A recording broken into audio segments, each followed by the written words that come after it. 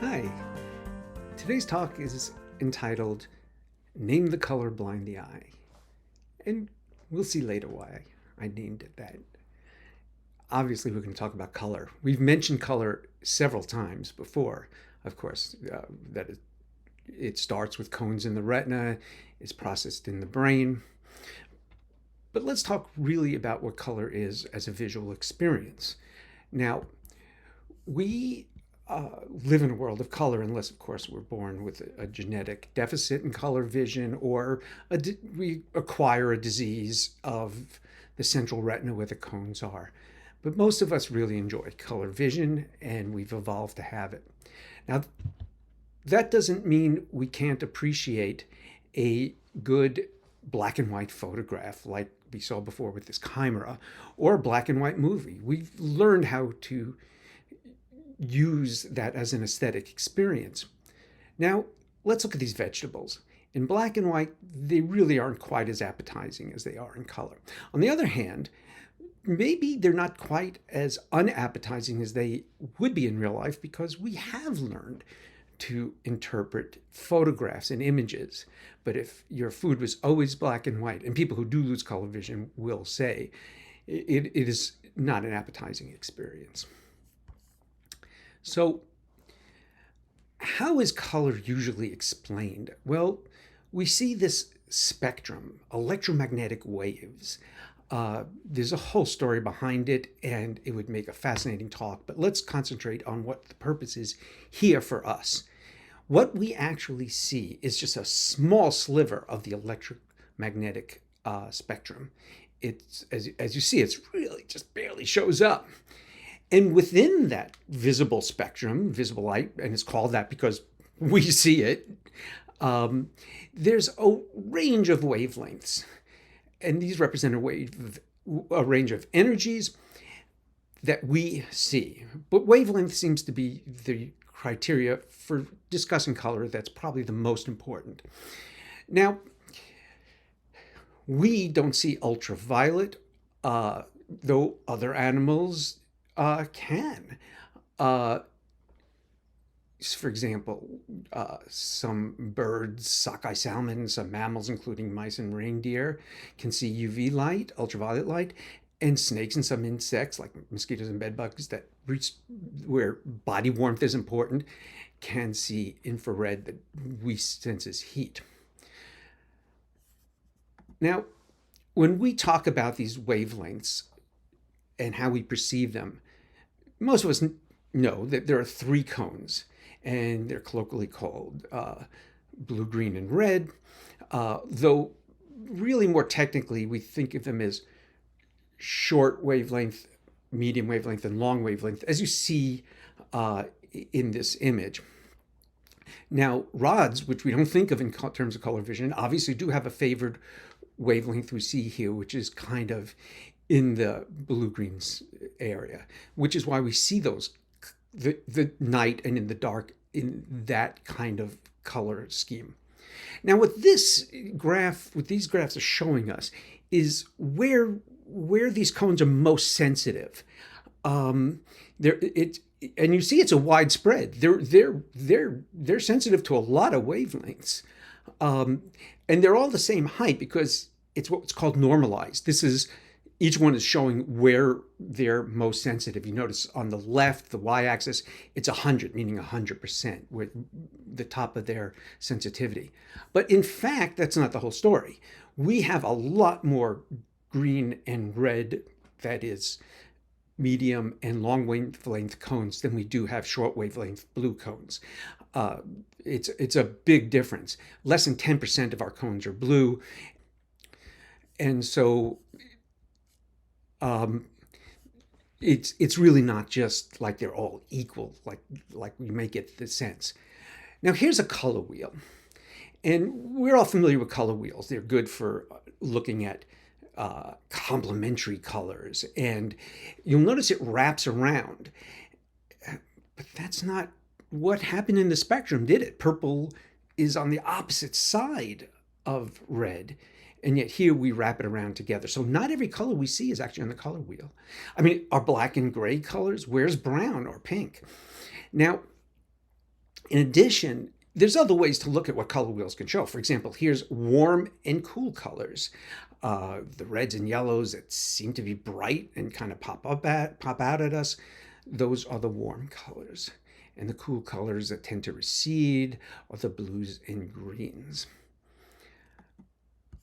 Now, as I said, the color wheel isn't the whole story, but let's look at kind of why. What more is there in the story?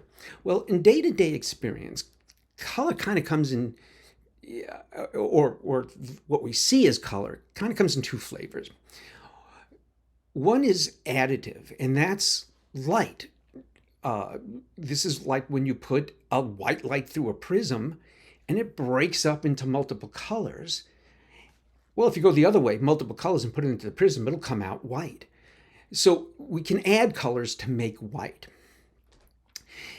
Now we see in this color models image here that this is represented in RGB, red, green, blue. And you'll notice where they all intersect, it's white. This is the colors that are used in, say, your computer or what comes from the sun. That is, this is the colors inherent in light.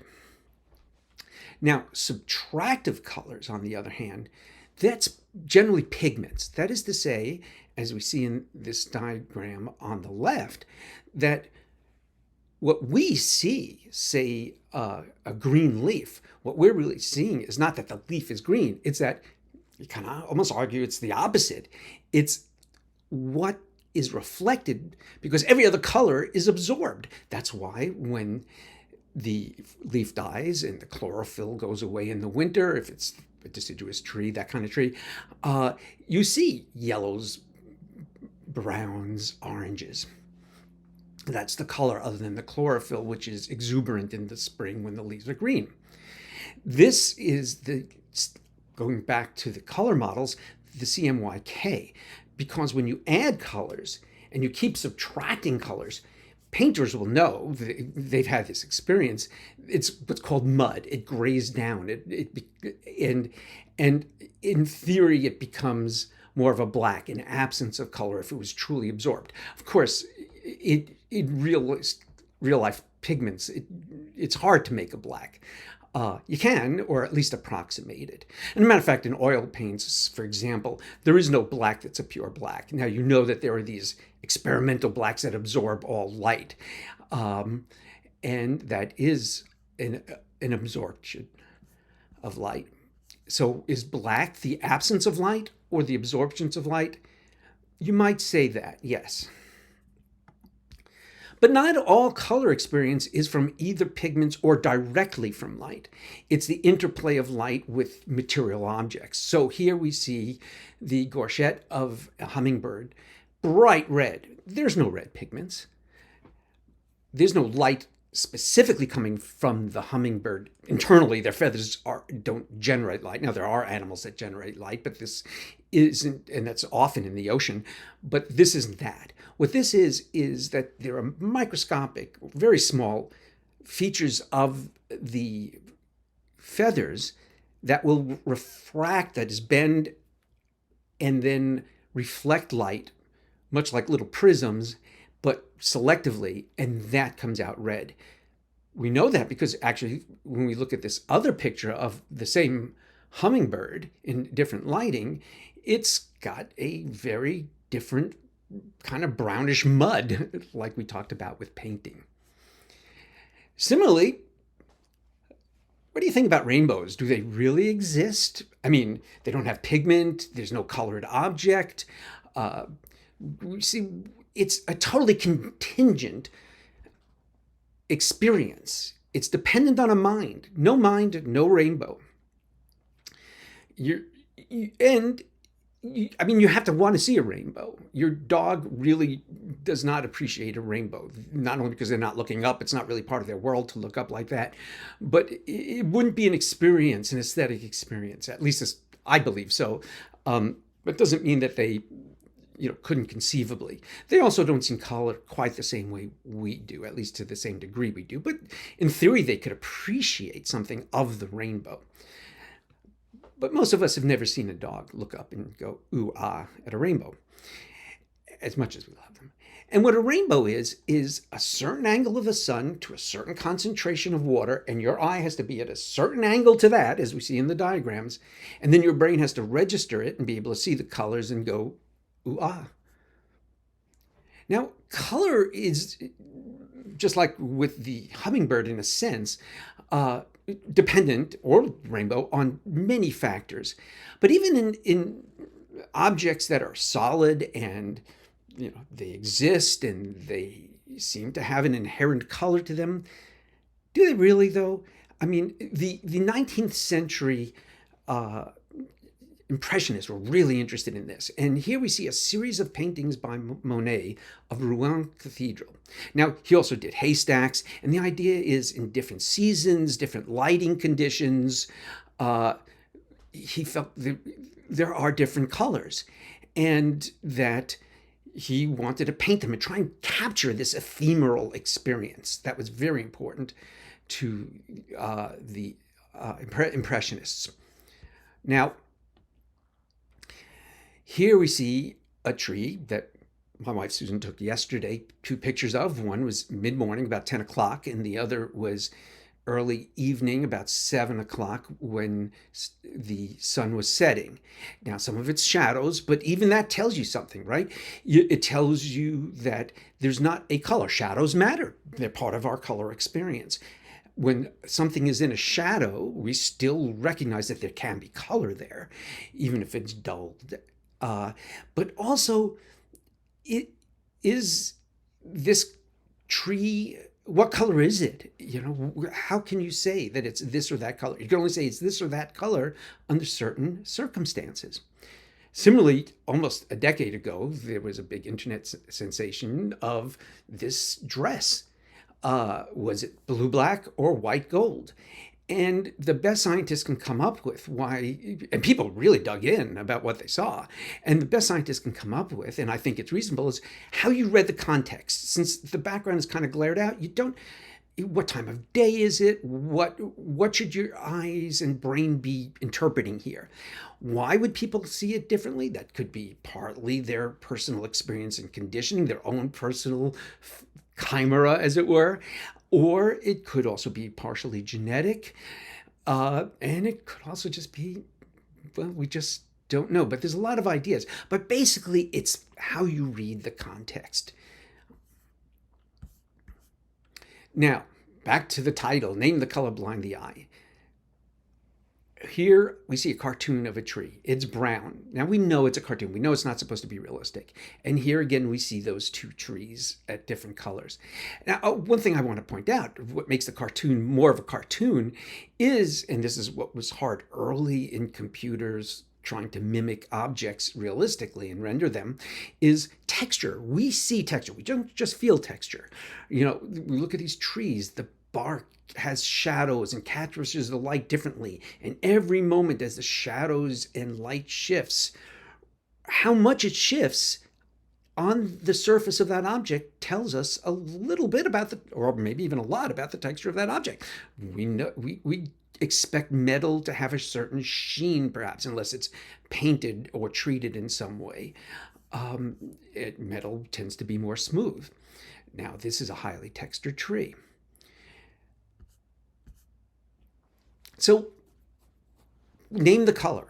Well, let's talk about how we name colors. There's been research done, started mostly back in the 70s, on basic color terms.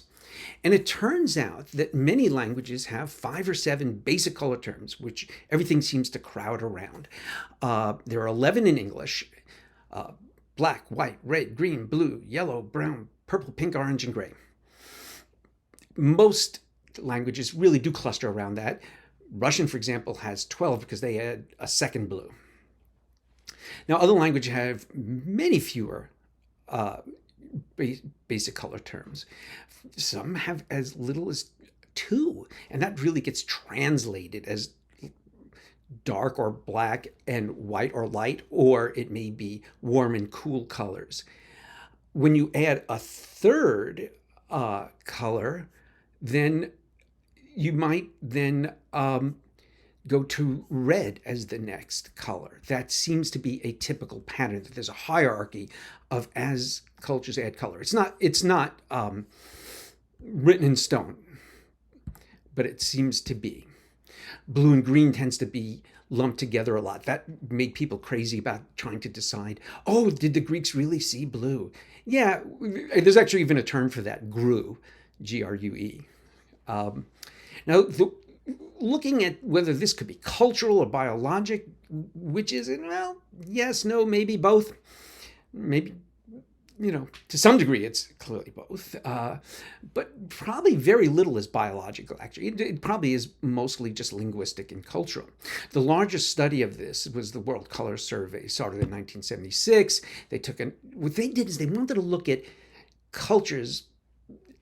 Back then, there weren't that many of them, but they found 110 unwritten languages, thinking that writing tends to organize language. And that these, therefore, were also somewhat isolated cultures. Now, obviously, they weren't necessarily all just totally first contact cultures, but matter of fact, most would not have been. But, they wouldn't have been as heavily influenced. They certainly didn't have mass media and newspapers and color TV. So there was evidence for this for certain things. For example, there was better agreement between speakers of languages from different continents than even within the same cultures. So it's not totally cultural. And overall, they did cluster around the 11 basic color terms that English is. Not because of English, it just seems to be, there are other languages with that, obviously, that's what we're saying here. But they did notice that hierarchy I mentioned, with adding red, and then next was green, and so on. Again, not everybody read the manual, and this is not written in stone. So when we use color words and we're naming things, how we name things varies. There's obviously a lot of overlap, and there's obviously some universalities, but in fact, there's clearly some cultural linguistic thing going on here. So what does color really mean to us?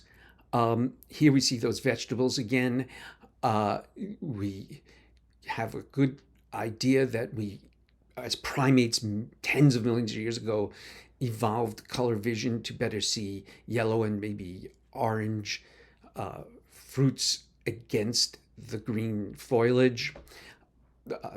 It's a good story, and it's probably based on really how evolution worked. But culturally, now, it could easily get overinterpreted. After all,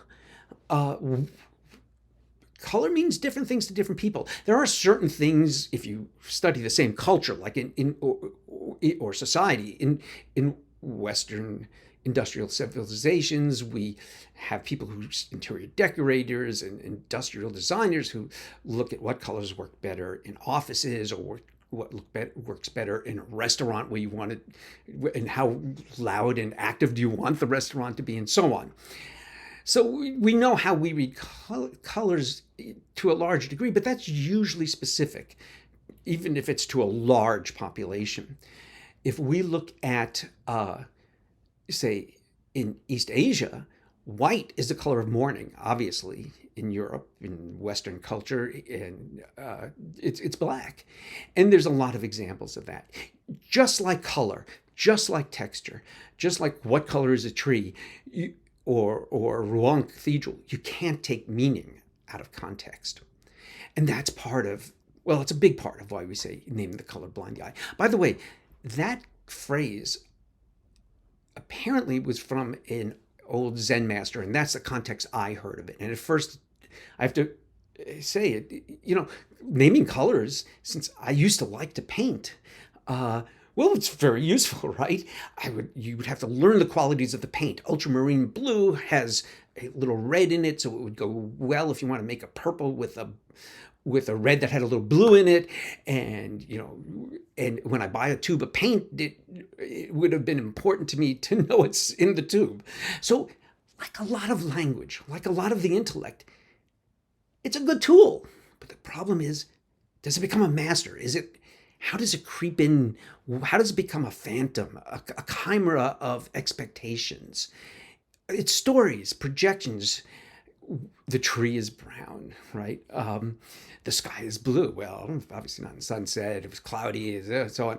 Now we know what people mean by that. I don't want to, get way out on this, but there's something really to this.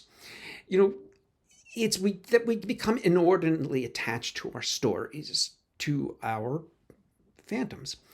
We fool ourselves into thinking we know more than we do, that we have tamed and named, that we have more understanding what the future holds if we give it a name and feel that we can wrap it up in a box. Trouble is, you risk thinking you know more than you do. We become too easily slaves to our own mental devices. Again, it helps when buying tubes of paint. So color is an experience. It's naming it is not maybe useful when you're talking to somebody on occasion, but not if it becomes the all of your experience. If we reify color, if we believe it an inherent part of the world. Remember, it's just a set of wavelengths. There's not a color there. That wavelength is not a color. We see lots of different colors that aren't on the color wheel. They're mixtures. We have, how much of our different cones are stimulated. Brown is really a dull orange. Some people say it's an orange with black or a grayed out orange. But as we saw, it also could be in real life a multiplicity, more yellow, more red, more grayed here and there, depending on the texture and the color. So in that sense, color is an illusion. We don't see ultraviolet and infrared. There are animals that live in caves that could not care less about color, and they don't have real color vision. So this is what's meant by name the color blind the eye. And it's important not only because we want to understand color, and there's many levels to understand color depending what you're using it as a tool for, but just enjoy it as an aesthetic experience. It's very much part of our world, and yet, like so many things, can we get trapped by it, by our images of it, by our expectations. Now, speaking of illusions and expectations, our next talk is going to be about visual and optical illusions. We've seen a few earlier on, and I'm not going to show many, but I want to give us an idea what we can learn from them and what that means to our experience, our phantoms, and our chimera. Thanks.